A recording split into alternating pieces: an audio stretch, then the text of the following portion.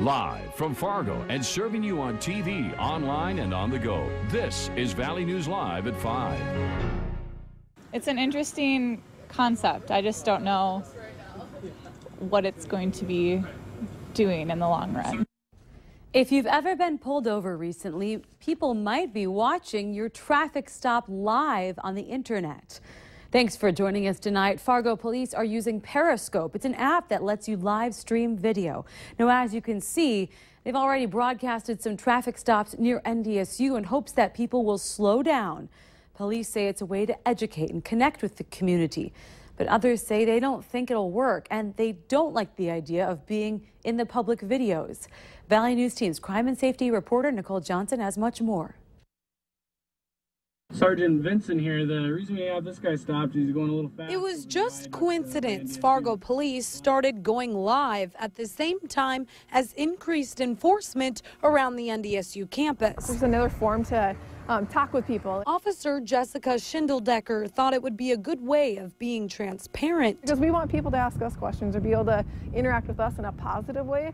And this is just one more form and a medium for them to do that. They plan on showing more than just traffic stops. The idea is to educate and interact. Know that it's live broadcasting, and once it's out there, it's out there. So we're going to be very, very sensitive about that and how we use it. Schindeldecker says they aren't trying to shame anyone, but you are able to see license plates in the videos. If you're, either friends with that person or knew who that was, recognized the car. I mean, you can tell who that is. I showed Mara Polson, a Fargo driver, the videos. She didn't like the idea and thinks those watching won't actually learn anything either. I think it'd be more for entertainment purposes for everyone who's watching, not like, oh, I shouldn't do that type of thing. Have you ever been pulled over before? Oh, yeah. Did you learn your lesson? Yeah, eventually. Eugene Klockman says the police deserve more respect. Why should we fight something that we hired to protect us? We may make a mistake or somebody might not like it, but we, by all means, we'll man up to it and we'll make sure we fix it. And we want to make this a positive experience for us and for the community. Officer Schindeldecker says with all of the cameras pointed at police, it's nice to show it from all angles. Nicole Johnson, Valley News Live. The Moorhead Police Department says they won't be using the app. They don't have the resources. However, other offices across the country are using Periscope too. If you want to check it out, log on to valleynewslive.com. We have a link set up. Just click on the hot button. Well, scammers are up to some new tricks. This time they are calling people around the area, claiming to be the chief sheriff's deputy of Cass County. They claim the person failed to appear for jury duty and that a warrant is out for your arrest. If you get a call like that, the Cass County Sheriff's Office says it's a scam. And they say don't give out your personal information and contact them right away.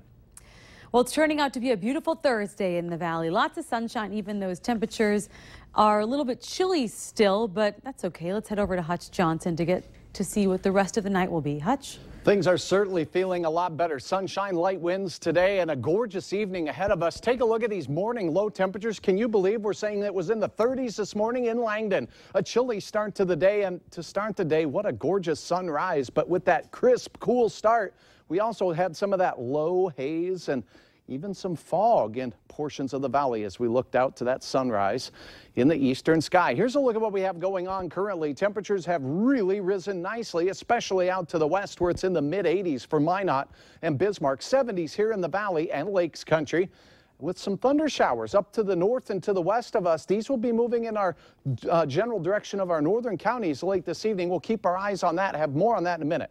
Dry in Fargo, clear in Fargo, and temperatures in the 70s through sunset, Stephanie. Perfect to get out and enjoy. I'll have hour-by-hour details on what we can expect to close out our work week and a chance of severe weather for the weekend. The latest on that in a few minutes. It sure is a very nice night, that's for sure. It is. All right, thank you, Hutch.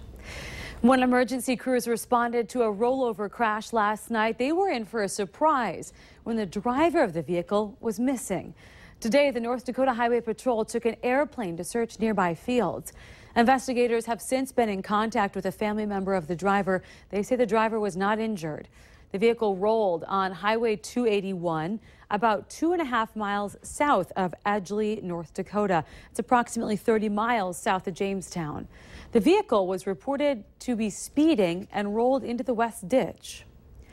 Parents of two Moorhead boys killed in a pickup rollover on I-94 near Fergus Falls in June are putting up $10,000 for information about a semi that may have played a role in the crash. Zach and Connor Quavok died, and two other students, one from Park Christian and the other from out of state, were hurt. They were headed to Wisconsin for a basketball camp. The State Patrol said early in the investigation that it was looking for a semi that might have been a factor in the rollover. While the new school year is about to start, today is graduation day for some new law enforcement officers. And for 5 of them, it's straight from the books into those squad cars. They are graduates of the Peace Officer Training Academy. It's a combined project of Lake Region State College and Fargo Police Department. For 5 grads, they've been offered jobs in the Fargo Department, rather. Fargo Chief Dave Todd says it should be a good fit, since most of the graduates' training have come from Fargo officers. We think we get great quality applicants because we get to really look at them throughout the academy.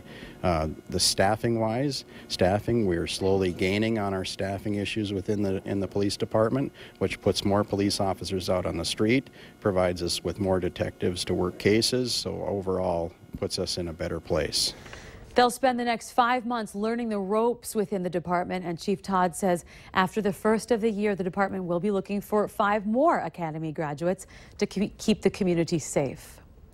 Don't drink and drive after that Friday night football game. That's the message from high school athletes from around the area and the Minnesota State Patrol. Patrol officials remind us the fall sports season's here, and with that comes a drunk driving education enforcement program. It starts tomorrow. The State Patrol enlisted the aid of area athletes to help underline just who drunk drivers might be putting at risk. I think it's a good way to maybe put a face to that traffic that's out there, that, you know what, a lot of the people traveling the roadways, and specifically, I'll use a Friday night football game. Late in the evening is these families and these student athletes. If somebody's making that poor choice to drink and drive on a Friday night, the potential of crashing and harming one of these people behind me is obviously there.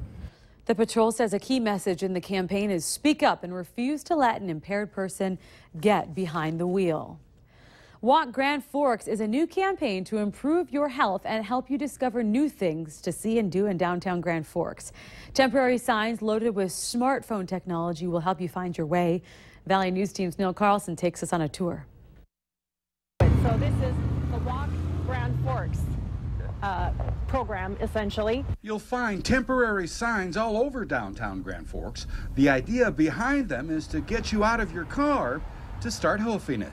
It's for both community, people who live in the community, and for guests as well. You know, there's a lot of people that may not know we have a free little library in downtown, or maybe they haven't gone to some of the neat places that we have downtown for coffee. Technology lovers can even use their smartphones to scan the quick response code on the signs that pulls up a walking map on their phone. And here it gives you directions. It can also give you a map viewing of where you're going. It's information that can also help you set up a walking program for you and your family. There are miles and miles of hiking and biking trails in Grand Forks, and the temporary signs are an inexpensive way to test which signs are actually helpful to people. So before you start putting money into a larger project like that for permanent signs, which can be very costly, this is a program that kind of introduces it to the community and to the city as well in seeing what works and what doesn't. There's a bit of summer and all of fall ahead to get out and start your walking program that may even lead to new discoveries. In Grand Forks, Neil Carlson, Valley News Live. My Shack says another goal of the project, get people out of their cars to create a more vibrant downtown. It's the beginning of a new school year for area college students, and today is Move-In Day at Minnesota State University Moorhead. Students and some faculty volunteers jumped in, helping this year's crop of freshmen get situated in their new homes. Some students even got some pretty serious help from the top. MSUM's president, Ann Blackhurst, got in some extra workout time, joining students and parents, hauling up the essentials like, look at those big screen TVs, futons, dorm room fridges, and some floor lights up 4 flights of stairs. When I meet them in person, they're often kind of nervous, and so they hesitate to know what to say. But I am really active on social media, and so I know from Twitter and Facebook that students are really, really excited to be here. They already think of MSUM as their new home away from home, and they are really, really anticipating the school year. The Movein continues throughout the weekend, and classes start on Monday. Still